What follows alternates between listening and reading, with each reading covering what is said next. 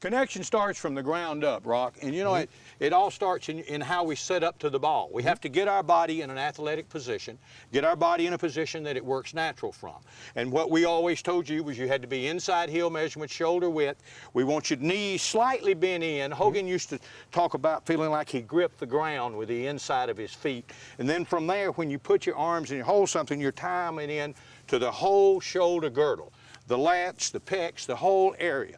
Now my body is in a strong position. If I had a sack of potatoes or 50 pounds and I wanted to throw it in that direction, I'd go to my right leg, I'd go to my left leg.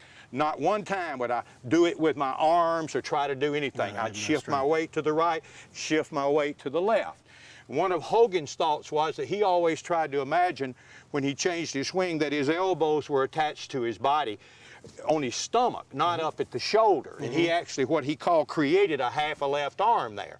And that would be like holding something heavy, you'd be here opposed to here. Right. And Hogan, and you were too, a little bit that way in the golf swing, a little what we call long arm. So we like to see what we call half a left arm, and it connects to the whole shoulder girdle.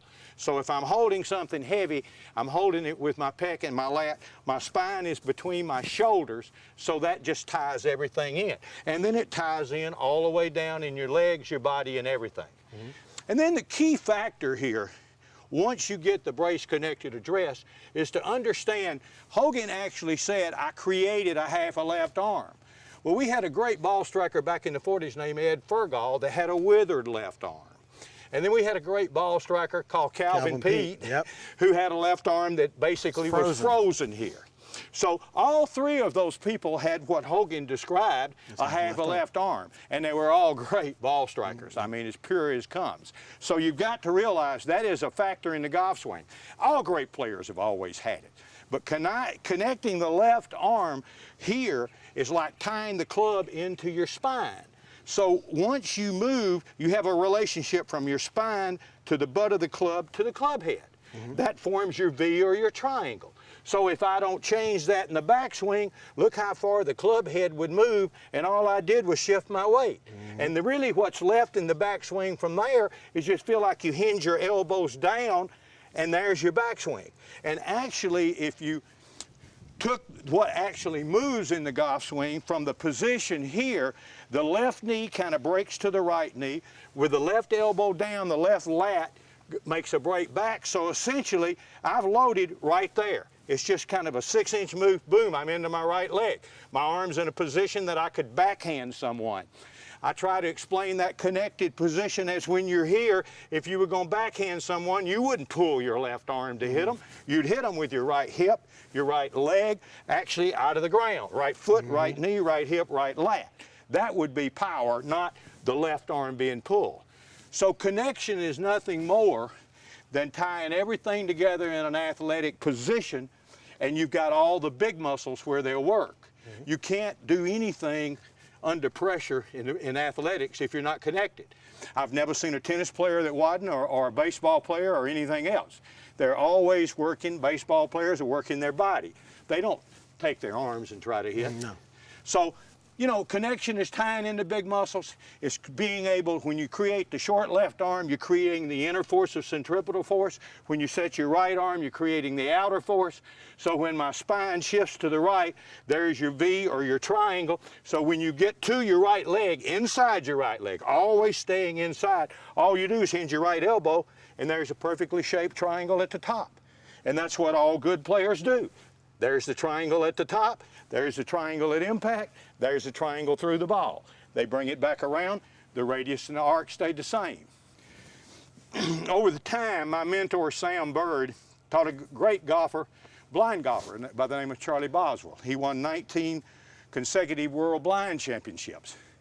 And they said that when Sam, the first time he hit a golf ball, he had to Charlie, excuse me, the first time Charlie hit a golf ball. Okay. The first time Charlie Boswell hit a golf ball with Sam Bird, the first thing Sam taught him was, being blind, that he had to keep his radius and keep his arc. That once, wherever he started here, the distance from here to his spine, if it remained the same, he could hit the ball and never see the ball. And that's an absolute fact. And that's the inner force. And that's how Charlie learned to play golf. Shot scores many, many times in the 70s and the 80s. And for a blind man, that sure isn't bad. So when you connect your left arm properly and you feel like the left elbow's down and you can feel you created a half a left arm, not a whole left arm, that creates a connection through the big muscles. And once you do that and you've got it connected here, realize you're controlling the club face. So if you take a golf club and set up and just take your elbow and do that and watch how much the club face changes. And immediately the handle of the club would be out of the center of the triangle or the V and you've disconnected. And that's why if people who cock their hands, they immediately take the radius out by changing it.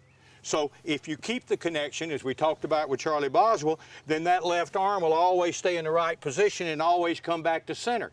That way I would still be holding the handkerchief under my left armpit. But if I took my left arm and did that, immediately the handkerchief falls out, the club goes around me, and I'm totally flat and out of plane to hit the ball. The ball's down here. How in the world can you go this way and hit something down here without rerouting and doing everything? The simplicity is when you go here, your elbow's down. That sets the club straight up and dead square where it started. And then from there, if you keep the elbow down, it's right back square, and there's a release to the target. Your body, everything's facing the target.